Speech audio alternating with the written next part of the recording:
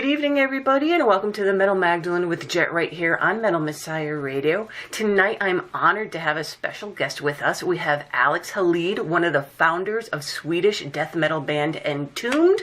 Welcome to the show, Alex. Thank you very much, and thanks for having us. So first of all, I just want to mention that Entombed were inducted into the Swedish Music Hall of Fame in 2014. What was that experience like for you, Alex? Surreal. You always think somebody's, it's a prank call when people like that call, and you get a little suspicious, but they were serious, and we had to accept that. So no, it was really cool. Nothing we would ever have expected. When we started out, I don't think a lot of people thought that it was something that was going to last more than 5 minutes. So it was, awesome that down the line, some people still thinks it's right up there with the other people that make noise over here. So, Yeah, it's a huge honor. Yeah.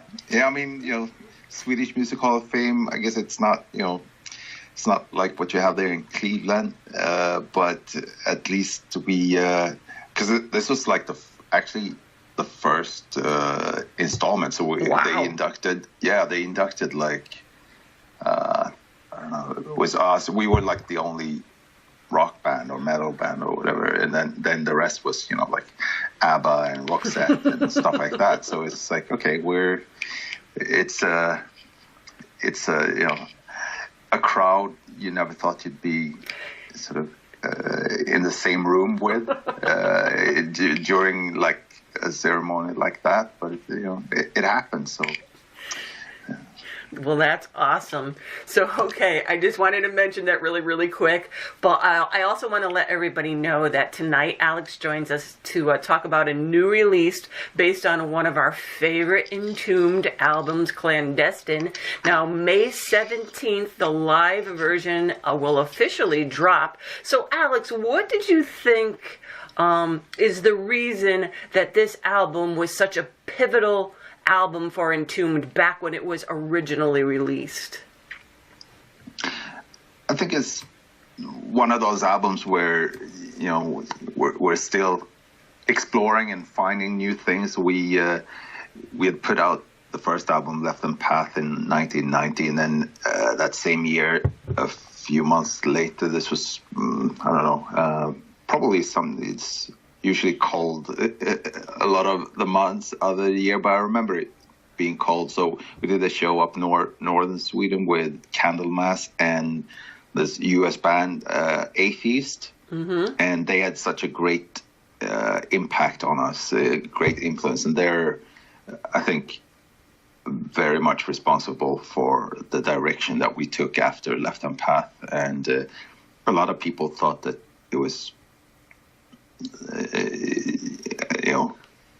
a big step, and a lot of people thought that it was not maybe what they expected. We had only put one album out, but people were already expecting, like, okay, so that's what Entombed is, and that's what it should be. So when Clandestine came out, it was, a lot of people were a little worried, that what's this new thing? But we would credit it to a lot of it to being influenced by Atheist and trying to be a bit more technical. And we definitely just about pulled it off. I mean, we were playing on we took definitely had some water over our heads on that one, and I think that's what also makes it a little interesting. You can hear that this is played by a bunch of individuals that are definitely playing to stay alive, because it's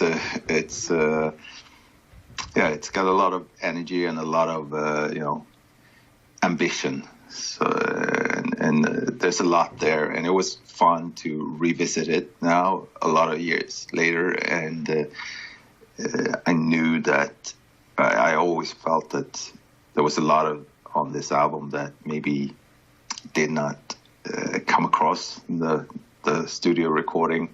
So hopefully people. I know that there's already been some comments that some people said that they hear stuff now that they didn't hear before. So that's, to me, that's a good review already. So tell us a little bit about the live version now, which is going to be released this month. So whose idea was it to do this album, and why was the timing right at this point? It actually grew out of this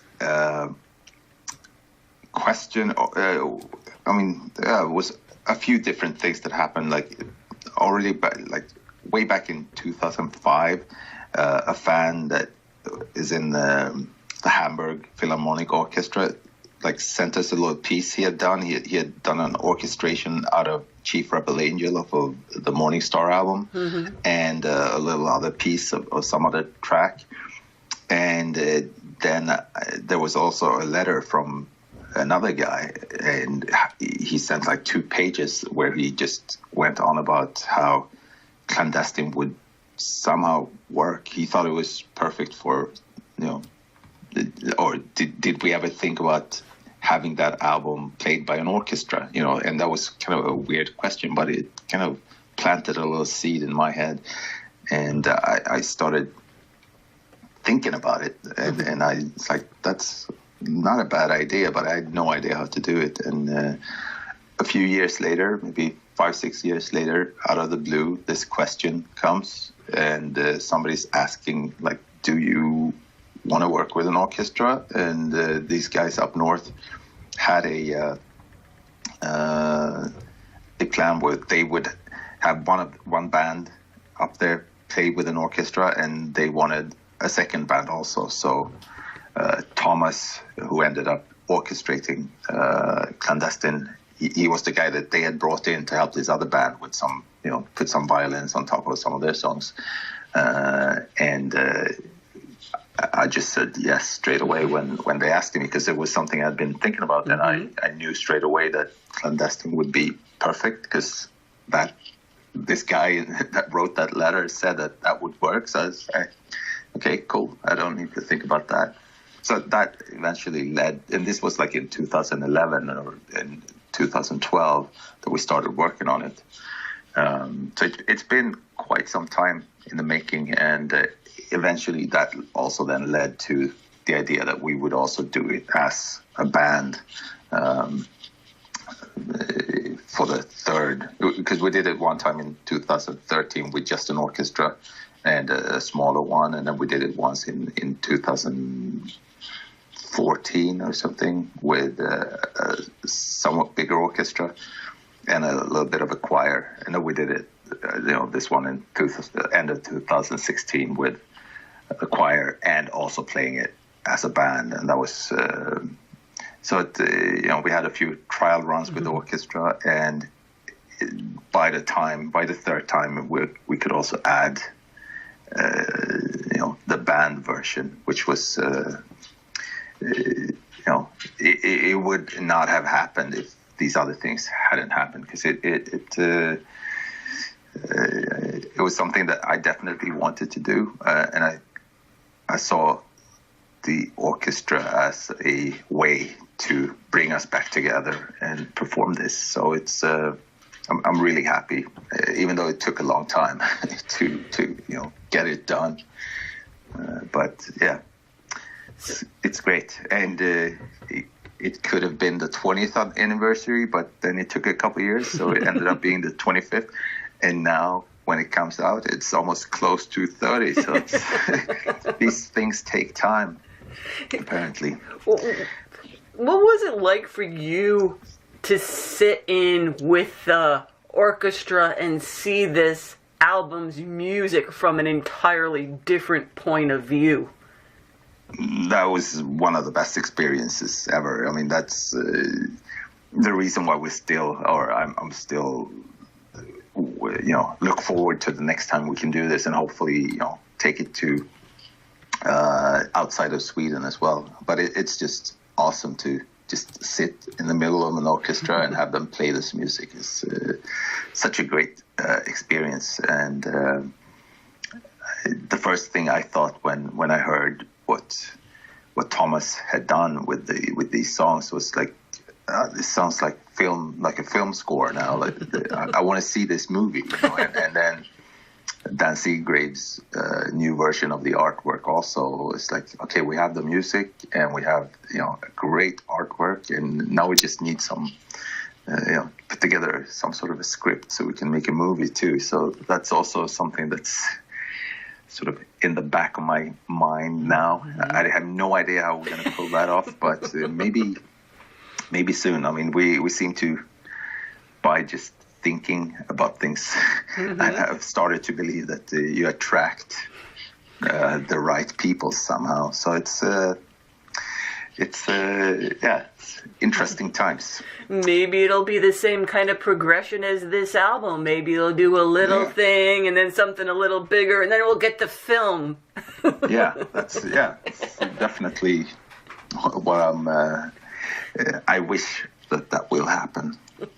So what have been some of the challenges in getting this album completed? I mean, you have the orchestra version, and then you have you guys playing the whole album, and then you got to put all of this together somehow. I mean, what have been some of your challenges in getting this album completed? Yeah, it's been a lot of work, basically, and it's going to be a lot of work, but you never think it's going to be that much work. But it's all worth it once it's out. But yeah, it definitely drives you a little mad, and I'm really good at adding things also, as I guess a lot of people are. It's like you got one thing and then you're like, yeah, while we're doing this, the first thing was, of course, like, okay, if we're gonna do all this work and we're gonna be have all of us together for the first time, it would be a crime not to try and document it. So then I started this crowdfunding to raise the money to have it filmed properly and recorded, because I mean, there's just no way that anybody would, on a label or anything, would give us that money up front. We raised like probably close to like $40,000 or probably a little more. Yeah, to be able to do it. And so that I'm really grateful to everybody that just trusted us enough to give us some hard-earned money to just because we put out a little video clip saying that this is something that we're going to do in a couple of months' time, and please help us. And this is what they helped us do. So that's it's awesome. And part of what makes this live album so special as well, Alex, is like you were saying, the lineup on this. So tell everybody who's on this. Well, I mean, when the opportunity was sort of there and I had said yes, the next thing was, of course, to, like the Blues Brothers, to go get the band back together, because there's no way I could have or wanted to do this with anybody else. So, I mean, Uffe and Nikke, they helped out on the first couple of ones as well, but there was just not, the schedules just didn't work out so that they could join us for the. Uffe was on the second one. Nikke was supposed to do it, but then he was on tour. So Nikke plays drums. I mean, and he's not played with Entombed since the To Ride album. So that's the first time, and of course he's no one like him. I mean, I really like playing with Peter and Ola as well, but this is Nikke, and is just such a big part of Entombed, and Uffe too. So it's really the only way I would do the second part. I would never have wanted to just it would just if I would be happy to just do the orchestra and just sit and listen and but not do the band part with anybody else. That would have been just you can always try, but it's like when you get the right people, you don't have to try. It just it just right. flows. And also we have Nicky's brother on bass, so that also made sense. And Nicky had, when we first met up again in like 2015, we actually went into the studio and recorded a couple of songs, like a couple of old songs. And Nicky asked me if I had any sort of ideas who could sing, because we recorded Supposed to Rot. Actually, it had this idea that we were going to start telling the story of the songs by releasing maybe a few 7-inches and stuff like that. So we recorded Supposed to Rot and Evil Dead by Death of a Scream Bloody Gore, because that was one of the songs that really influenced us back then and influenced like that song of the first album. And Nicky thought that Robert, who sang in this band with his brother Morbus Kron, that he would be perfect for it. So we gave him a call and had him, put down some vocals for that version of Supposed to Rot off of Left Hand Path. And then we liked what we heard, so we asked him if he was up for doing this show as well. And lucky for us, he accepted and fit right in, and it felt really good to play with those guys. I mean, they I guess they were born probably the same year that Clandestine came out originally, but it was great to get some fresh blood, and the rest of us, all these were like really sort of, if we get to do this again, I just hope that they want to, join us for that. So it was a great lineup, and lots of luck there again that we, managed to put something together that felt really, perfect from the start. So where did this performance actually take place, and why did you choose that particular spot? Again, nothing that I really planned. This was coming off of this 2014 induction into the Swedish Music Hall of Fame. The producer or project manager at that event approached me afterwards and said, like, we're trying to do something with each inductee, so like, do you have something that you'd want to do? They were thinking like maybe like a small sort of intimate show or something where you'd do something around this induction. And the only thing I could think of that I told him was that, we have done this project with an orchestra, which I think is really interesting.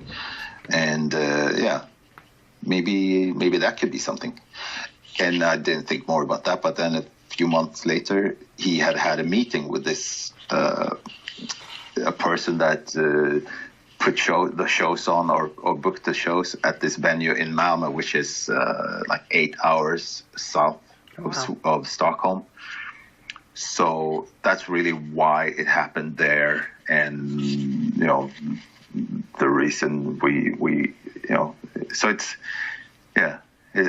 kind of cool that these things, because they're such big projects. So it would be, I don't think they would happen at all if it wasn't for these other people coming in, bringing the right thing and helping out. And I mean, just doing this show in Malmö was a lot of work, because as usual, I usually, it's like, okay, we do the show. Great. It would be, sad if we can't capture it and, document it. So how are we going to do that? So, okay, so we start this crowdfunding thing, that's, you need to run that for 3 months. And then it's like, okay, this great venue, cool. Can we have some some visuals as well? Like there's a projector there. I mean, so me and Björn, the project manager, he asked him, like, do you know any 3D animators? I wanted to create I wanted the artwork basically to come alive, so that you'd get the feeling of entering the artwork. So it's like I always create more work somehow, and it's going to be work, but at the time it's like, let's just try this and try that, and so I'm pretty good at driving the other guys mad, and then I end up. Because they were like, it's going to be a lot of work, just by pulling this off. Are you sure you want to add more to this? And but I just, now that it's almost out and it's, it would, if we wouldn't have, documented it and put this out, it would have been kind of forgotten by now, probably. So it's worth it in the end. But at the time, you go mad. I totally blacked out for a couple of months afterwards. I can't even remember, the end of the year. I don't remember what we did that December. I have no idea what Christmas was like. It's totally blank. So I guess it was pretty stressful. Yeah, sounds like it was pretty intense. So did you guys actually document it visually as well? I mean, will there somewhere along the line be like a DVD or something? That is the plan, definitely. So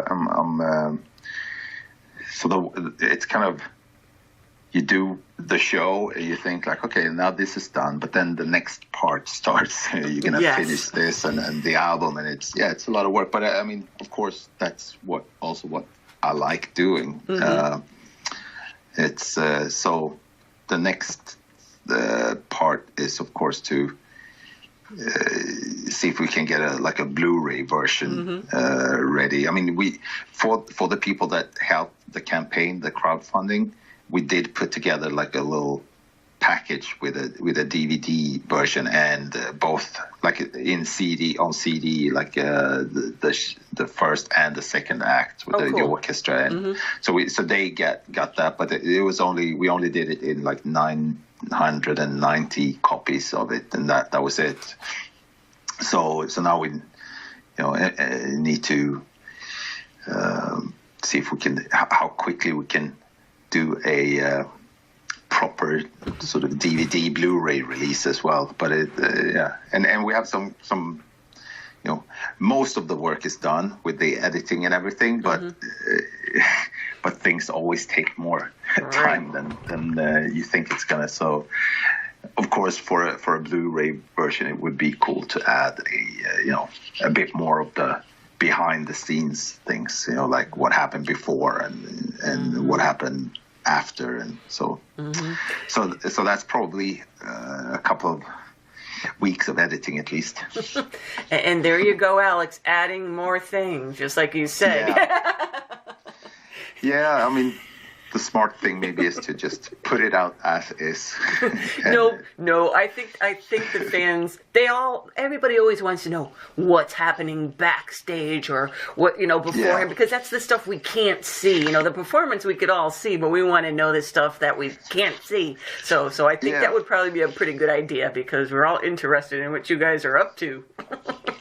Yeah, I just, I know how I myself, that's the way I think as well. I just like, doesn't matter almost what it is that the product is, but to see it being made and what went into it, it's kind of cool.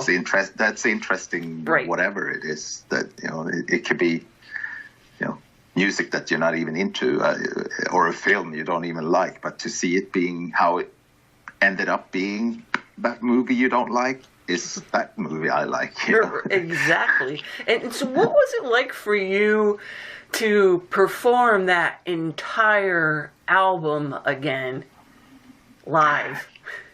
To do it in front of a sit-down audience was very, we were definitely on our, toes, if that's the right word. So we did a warm-up show 2 weeks prior, and that was a totally different environment. It was on a cruise ship between Finland and Sweden, and you play late at night and for a bunch of drunk people. So you kind of know that you're gonna, if you mess up, you will get away with it, But in this one, it's like you play to a sit-down audience in a venue where it's made so that you are supposed to hear everything that's going on. It definitely makes you want to try and hit as many of those notes as you can in the right order too. But both shows were special to us. I mean, that show on the boat, the warm-up show was, of course, that was like the 25th anniversary of the Close-Up magazine, which is one of the hard rock metal magazines over here. So we played their 25th anniversary, and it was, of course, the first time since 1997 that me, Uffe, and Nicke played, and it was the first time ever that we played, the clandestine songs, all of them. Even though we didn't at that show, we didn't play them like we did in the show. We didn't play them as an album. We played them, but there were also some songs off of the first album in there, just so that we wouldn't do the same thing as them. But it was it was really nice to bring this together, and we're very thankful that it happened. So I don't even know who I got to thank for it, because I don't know. I never met that person who sent me that letter, and I'm not sure that this would have happened if he hadn't sent the letter. So it's definitely things have the power of influencing other things. And we followed the band through all your trials and tribulations with Entombed. So, are you guys still planning on doing some other shows in the future? We are getting some really interesting offers. Unfortunately, we have not been able to take to do any of them yet, but we hopefully will be able to do some next year, or the earliest at the end of this year. But we wanted to record some new stuff as well, and at the same time I'm also wanting this clandestine show or whatever to we would like to do that outside of Sweden also, if there's interest, and so I'm hoping that now that we put the album out, and if we get the DVD out as well, maybe there will be we can do this in some other places as well. But yeah, it's what was the question? I was just asking you if you were going to do some more shows, Alex. Yeah. And hey, so you had mentioned I was going to say that we had this offer to come and do the Decibel festival in LA this last December, and that would have been awesome. That's where I was going with that. So you had mentioned somewhere in that answer that you're also writing some new music? Yes, we have a few songs, and now that Nick is back from his US tour with Lucifer, we are hoping to record him as soon as possible. I mean, we had plans for recording last year, and then he moved house and had to dismantle his studio, so now he's ready to go again, and they've already started trying out some new material for the Lucifer stuff, so it seems to be up and running. So hopefully we'll do something. You never know, but during the summer probably. And the plan is to pretty much do what we originally did. I think we won't worry about like trying to set aside 4 weeks and go in and write a full album and then record it. To us, that would be unnatural. Also, that's never really been the way we did do it in the past. Even though you would sort of just sort of be forced to record all the songs in one go, but like this would be more like probably making Left Hand Path. You do demos first, record them, and release them also, and then compile an album, but not worry about do we have everything. I think at this point, if we're going to make it happen, we need to just get in while we have stuff, and also the way we always talked about recording those first 4 albums, because we recorded them with the same guy. He was always talking about how, because he was a big Beatles fan, so he always talked about how the Beatles would have done things and how they would have played, not done 12 songs in one session. They would have done one song at a time, and they would have mixed it, and it would have been done. So that's also one thing that we've been sort of. I've always wanted to try that, because that's one of the things with recording 10 songs or 12 songs in one go.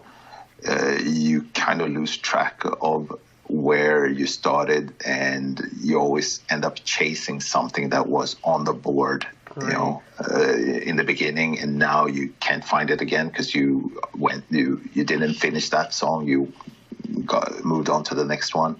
Plus, there is always a few songs that don't get the attention that they should, because everybody's exhausted from working on a full album in one go, and the time is always running out. So I think working on finishing 1 or 2 songs is really the way to go. And growing up with these like 12-inch singles from like Iron Maiden and bands like that, I also see it as a great opportunity to put some nice artwork together. Yeah, that would be cool, because that's nice when you hold that big piece in your hand instead of like this little jewel case, Yeah. Yes. Exactly. So as far as the live album, what kind of formats is that released on? I think you said you already had some like pre-ordered stuff, or maybe it was for your crowdfunding. I can't remember what you said. Yeah, that was for the crowdfunding. Oh, okay. So those are all gone, but now we're releasing it on vinyl. It's like a double vinyl with a gatefold, and it also comes with a poster that folds out to, I guess it's like 24-inch by 24-inch, and then it's on a jewel case, but the jewel case comes with a T-shirt that's limited to that CD. So even if you're if you need a CD for some reason, it's really like, okay, you buy the T-shirt and you get a CD. Oh, that's cool. Yep. And also digitally, of course. And I kind of like these digital formats because it gives us the opportunity to add more stuff than you can sort of fit on the physical version. So first we're gonna get these out, and then hopefully we can sort of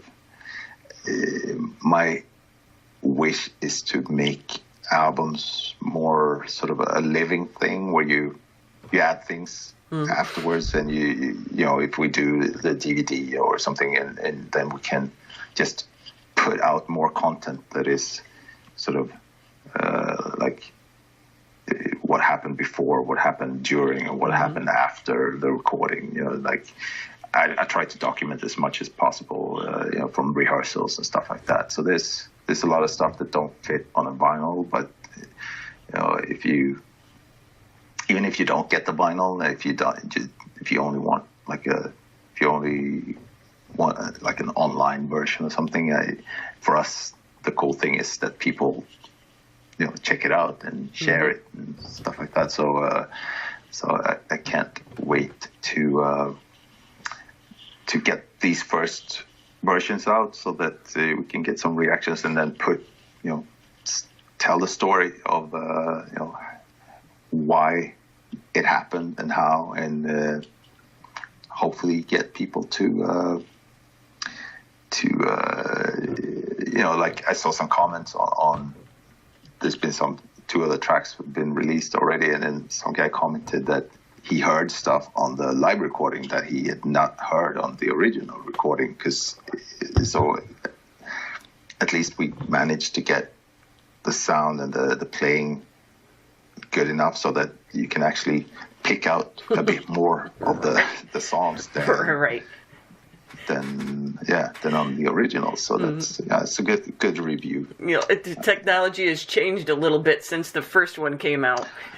Definitely. I mean, back then there was no retakes, and of course this is a live album, so this is of course played in one go as well. But yeah, there was when we originally did the album, there was definitely no computers, and I remember in this studio that we recorded in was, I guess by today's standard, it was a very small studio. It's more like almost like a home studio, something that probably some people would have in their homes. And so the board was not very, there was not a lot of, or no automation or anything like that. So when a mix was being done, we all helped out, like all hands on deck, you know, like, so you had like, you know, 10 pairs of hands doing different things during this real-time mix. And if somebody messed up, you would have to start from the beginning, and somebody's,